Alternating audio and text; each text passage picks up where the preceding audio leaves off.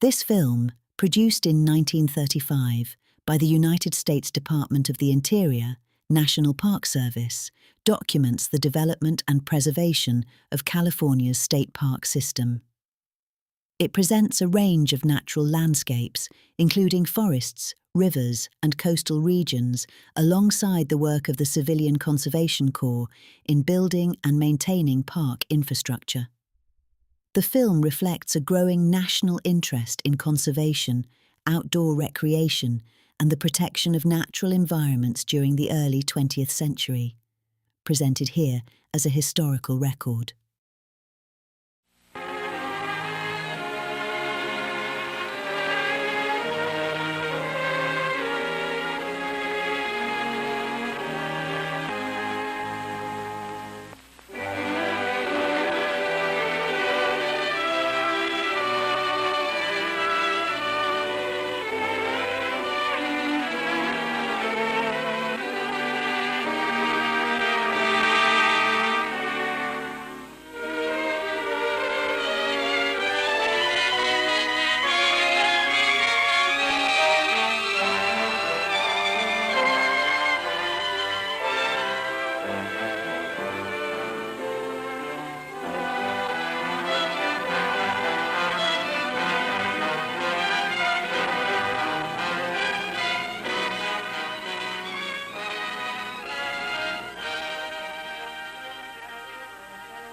The home of the Californiacs was the first state park state. Back in 1865, the federal government gave her the Yosemite Valley, which was a state park until it went back to Uncle Sam again in 1890 to become part of Yosemite National Park.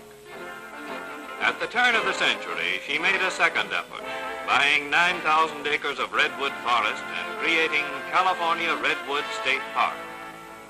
Redwoods, the tall, tapering giants of the tree world, are largely responsible for the fact that the Golden State has a state park system, one of the finest in existence. During the World War, an extraordinary organization, the Save the Redwoods League, was brought into existence chiefly to save as much as possible of the virgin redwood forest along the northern coast of the state. Out of the work of this league grew the movement for a series of parks to contain liberal samples of the best of California's natural beauty. 3-1, Californians voted in 1929 in favor of a bond issue of $6 million for parks. The Bond Act required that if that $6 million has been spent. And for it, California has obtained mountain and sea, forest and desert, canyon, stream, and waterfall worth twice the majestic world, carpeted with smooth oxalis or giant fern, from which straight, clean trunks rise 300 feet toward the sky, are found in California's state parks, saved forever from the axe, to fill those who behold them with awe and reverence.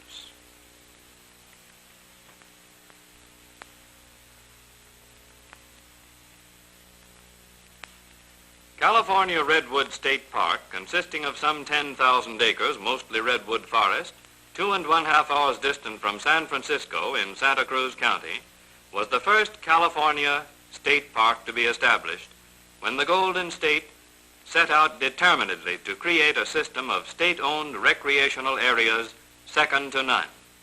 It is a magnificent monument to those stately giants of the forest world.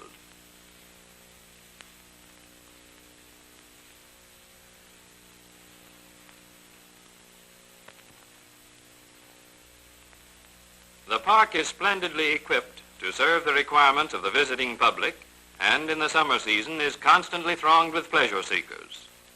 The coming of the Civilian Conservation Corps under the ECW plan speeded up a program of continued development which will take many years to complete.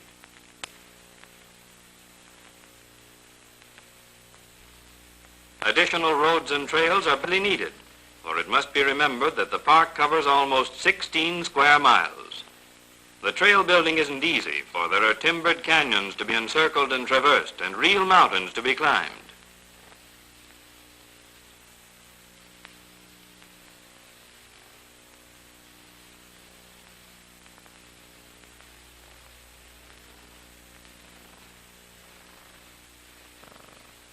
Bridges are being put in, constructed entirely of bold native material. Timbers are easy to procure and therefore inexpensive. The Conservation Corps, under the expert direction they are given, are able to handle every detail of the work.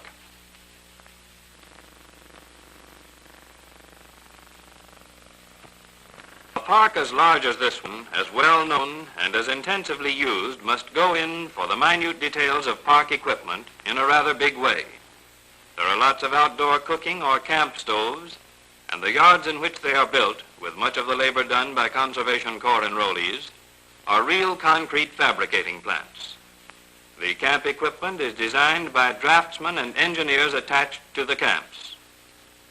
The chief aim in design is that of fitness in relation to forest environment.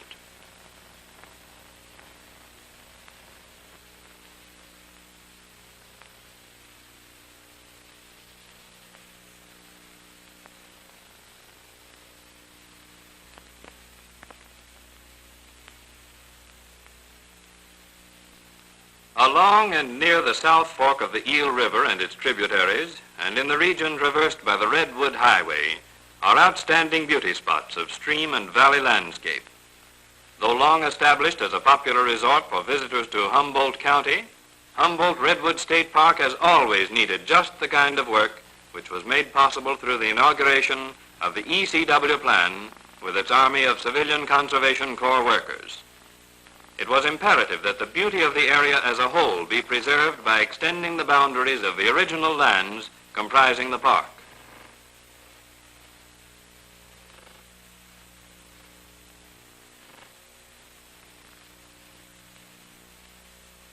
Clearing dense undergrowth from the big redwoods for fire prevention and freer growth provides lumber for practically any kind of construction job which may be desirable.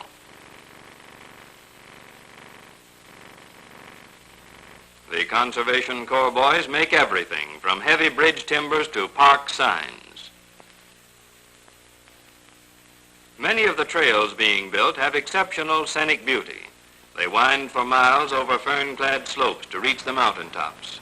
Around the Corps campsites, the traffic set up by the new work projects using tractors, trucks, and other heavy machinery make constant road work necessary. Increasing the telephone communication system in these big forest areas is an invaluable conservation measure which the enrollees are contributing. Timber fires haven't nearly the chance they had some years ago.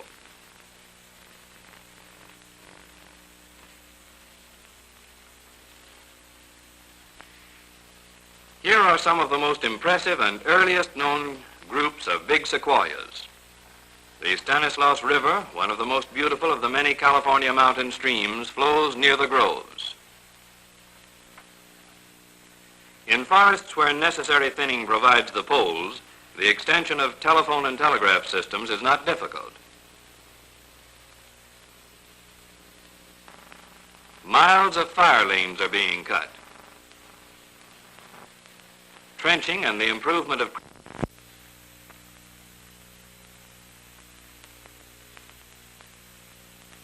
the San Jacinto Mountains in Riverside County constitute an outlying and isolated southern representation of conditions characteristic of the Sierras.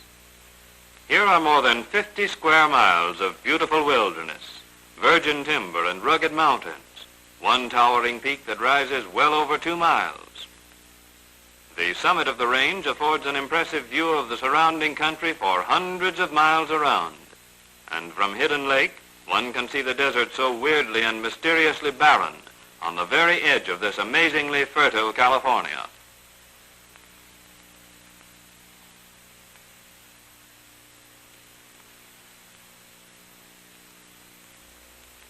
In recent years, the world over, there seems to have been an awakening to the joys of a more rugged life outdoors. Thousands of men, women, and children are tramping the countryside, not merely riding through it in comfortable conveyances. Pack train trips in our larger national parks are more popular than ever before. San Jacinto is one area where the beauties of nature will never unfold themselves completely to those who think of scenic sightseeing as a job for automobiles. Here there must always be miles of foot trails at the ends of motor roads. One Conservation Corps camp was established away up in the clouds. Lumber had to be carried up on the backs of horses and burros. From the winding trail, the traveler is able to enjoy a constantly changing panorama of natural beauty spots, fern-covered ledges, waterfalls, unusual rock formations, and the countless other wonders which nature alone can create.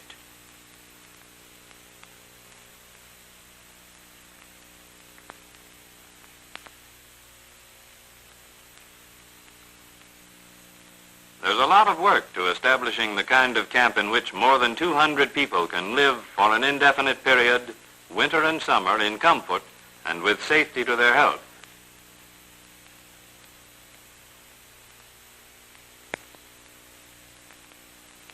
In this mountain country, the same rocks that make grading difficult have their virtue in providing splendid material for foundations, wherever building strength is essential.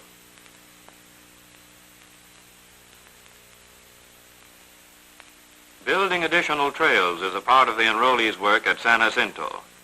Some of these trails look like little shelves in the solid rock walls of awe-inspiring chasms. Culverts and supports are made from granite blocks quarried right on the job.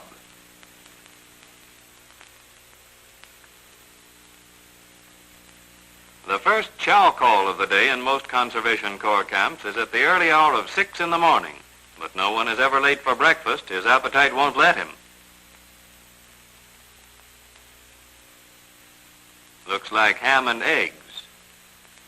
Luncheon is sometimes served in the field, for the boys frequently work many miles from camp, and the camp administrators insist that the workers have hot food 3 times a day. Dinner, or supper if you prefer the term, is served about 4:30 in the afternoon. Every man his own dishwasher.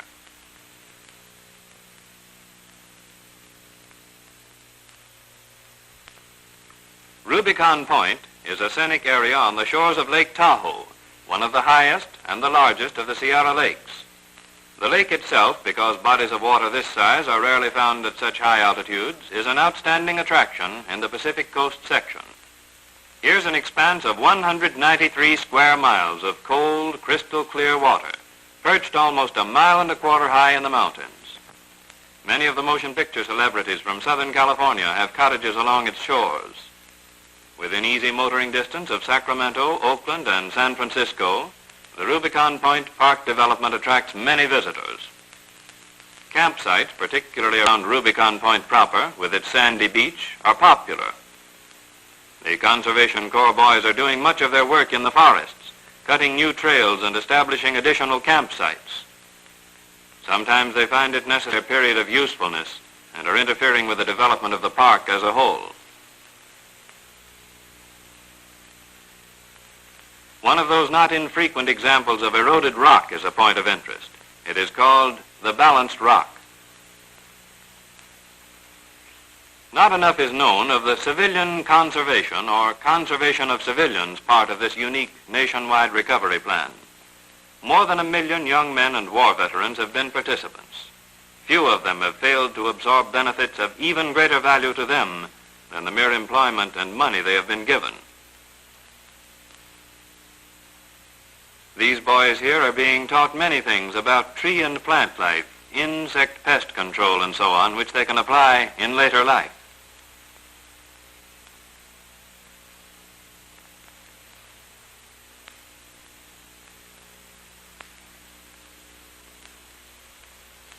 Prairie Creek in Humboldt County is a magnificent redwood park. Rocky ocean shores with here and there stretches of sandy beach add materially to the charm of the region.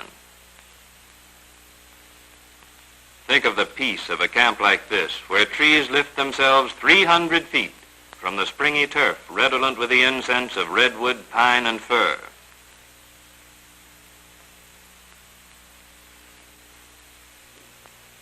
At Patrick's Point, forests give way to meadows, and meadows in turn to the sea. One stretch of beach is being cleaned of debris to provide fine ocean bathing. Undergrowth is luxuriantly deep, and the trail building is being carefully done to preserve it.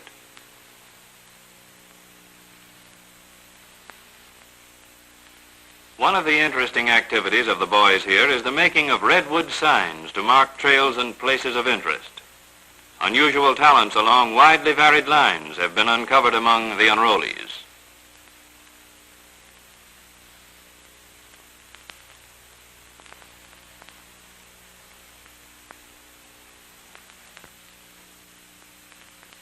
From roads along the tumultuous Big Sur River, there are vistas of churning rapids, lively waterfalls, stately forests, wood-fringed meadows, and lofty mountain peaks.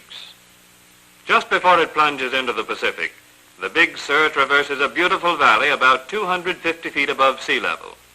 600 acres, including this valley, are comprised in this outstanding state park area, variously named from the Big Sur River, Pfeiffer's Woods, and Pfeiffer's Point, which are in the same vicinity. Mountain streams in the California region are unusually swift and powerful. When they start for their ocean destination from elevations much greater than those which are common along the Atlantic seaboard, they move with speed and determination. The distances they traverse are relatively short. Their drop is much more precipitate. They're really a part of one great waterfall, from the peaks of the Sierras to the expansive and powerful Pacific. The park is in Monterey County, about 30 miles south of Carmel, with its western boundary about 6 miles from the junction of the Big Sur and the Pacific Ocean. It is on a fine state highway and easily accessible to travelers en route between Los Angeles and San Francisco, the two largest cities in the state. Its scenic features are unusually diversified. Manuel Peak and Post Summit are each about 3,500 feet high. Sycamore and Big Sur are mountain canyons well worthy of the name. The Juan Higuera Creek Falls are of exceptional beauty, and there are inspiring groves of redwoods.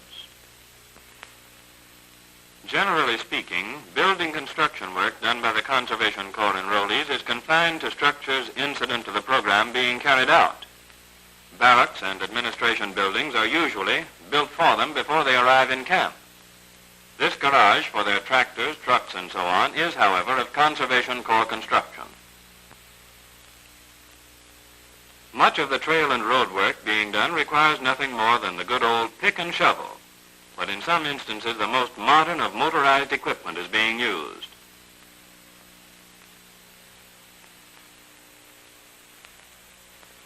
There are seasons of the year when the Big Sur becomes quite unruly, and an important part of the work is on the riverbed, easing the flow of water at flood tide.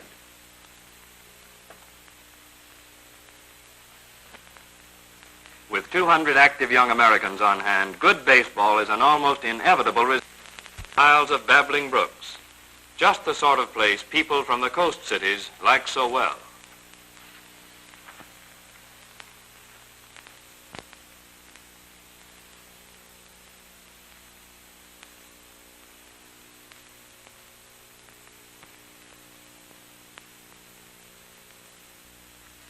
Roads and trails to open up new spots frequently require retaining walls, culverts, and short bridges. A fortunate circumstance at Cuyamaca is that sand and gravel are easily available, material to keep steam shovels and trucks busy for days.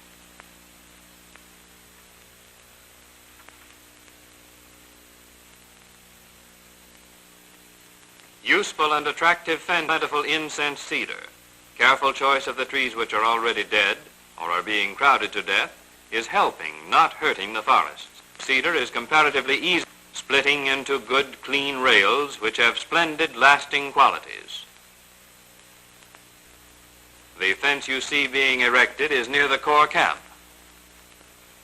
Grasshoppers are noticeable in the beautiful meadows which abound in the park. They are effectively stopped with a diet of poisoned bran. Here are the boys who are doing the job, answering the bugle for assembly before the day's work begins.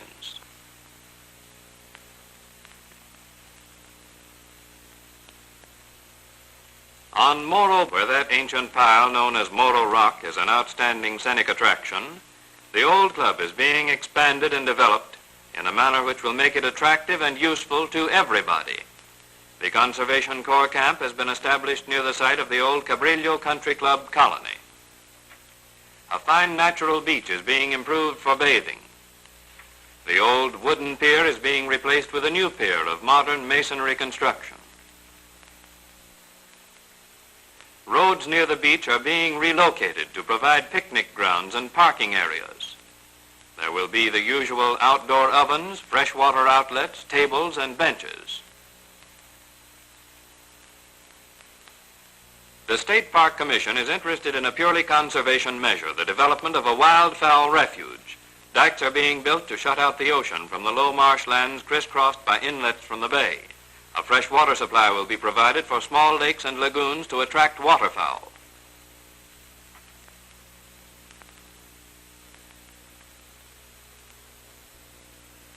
Russian Gulch in Mendocino County, richly clothed with redwoods, rhododendrons, ferns, huckleberry, and salmonberry, is another of California's parks fronting on the Pacific. The shoreline is sharply cut by inlets in which ocean tides lash wildly to create ever-changing water spectacles.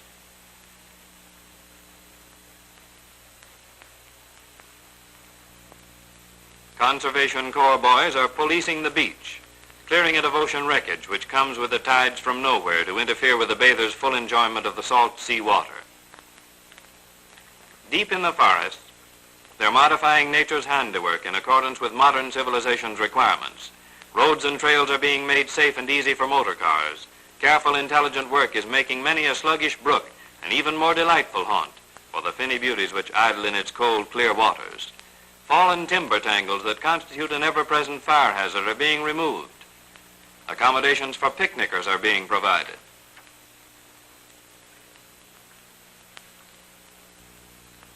Housing of the Conservation Corps and their equipment has called for a considerable amount of construction in the park. The boys at Russian Gulch are fond of the manly art, and a number of surprisingly expert boxers have been in the regularly organized tournaments which are held. These Negro lads prove in their every action the value of the basic elements of the Conservation Corps idea. Worthwhile work outdoors in the fresh air and sunshine, good food, plenty of sleep, and an easy mind. Looks like a real go. A well-constructed squared circle, gloves light enough to allow one to feel the sting of a punch, and even the jauntily worn bathrobes. A cheering and enthusiastic audience.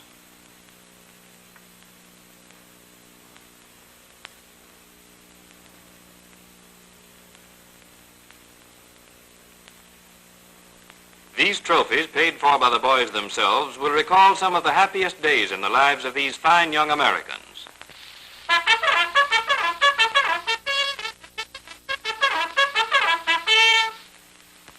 1 million unemployed young men and war veterans were enrolled in the Civilian Conservation Corps in the first 2 years of its existence. Enrollees are taken from the states on a population percentage basis.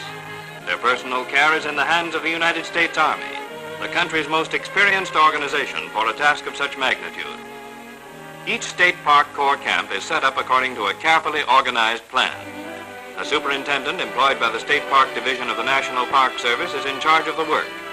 Skilled workmen from the vicinity of each camp conduct all work that requires such supervision, the enrollees serving as helpers. The base pay of each enrollee is $30 per month, $25 of which is mailed directly to his declared dependents. Everything the enrollee requires is supplied him. Clothing, comfortable barracks, good food. Doctors are in regular attendance. Direction of this unique and fundamentally sound program to preserve and develop a nation's resources by means of a plan that places high value on manpower is in the hands of some of the country's most important individuals and agencies, headed by President Roosevelt, the man who conceived it and put it into action. This film remains part of the historical record of conservation efforts and park development in the United States during the early 20th century. It reflects both the natural landscapes preserved and the organized labor that contributed to their accessibility and protection. Today, it offers a visual account of how these environments were presented and experienced during this period. Preserved and presented by American Visual Archive.